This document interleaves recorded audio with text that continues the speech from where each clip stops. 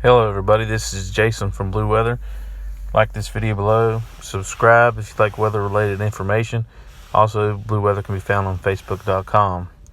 Alright guys, let's get into it. We're talking about Hurricane Dorian. It's looking like it'll possibly hit Florida in that general area anyways, as at least a Category 3. Slight chance of being a 4. We'll just have to see as it gets across those warm waters. This here is the GSF model, and it shows a 972 millibar storm hitting up near the Florida-Georgia line. This here is the new GSF. Has it more centered to where the cone from the National Weather Service is, hitting down there in Florida. And this is the Canadian, just slightly south of the last model there. This should be approaching Florida by this Sunday.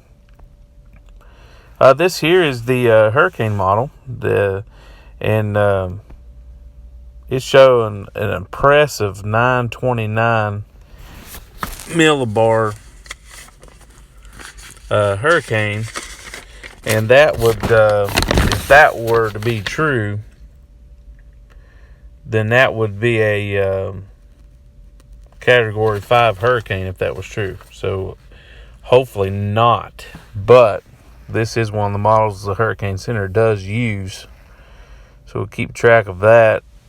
Because see, if that was the case, it would be on this one would be showing winds of 168 knots. That would be really huge hitting Florida.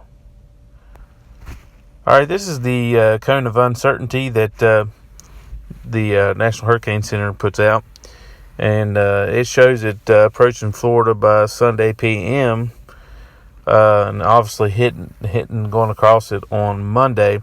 Now keep in mind, as you get to this bigger dotted area of this cone, it could go anywhere inside that, and it is expected once it hits Florida or Georgia to turn and go up.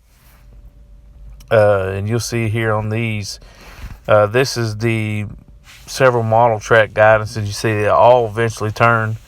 The question of it is, does it hit Florida then turn? Does it turn right before Florida and hit a little bit further north than Georgia, or lower South Carolina?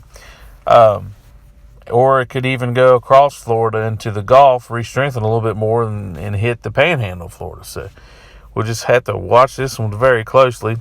This here is the GSF ensembles. When you run the model several times, and you get to see what the results are. The dark black one is the actual operational model that runs every 6 hours. And you can see by 120 hours from now, puts it halfway across Florida. This here is the Canadian ensembles, very similar, turning as it comes into Florida.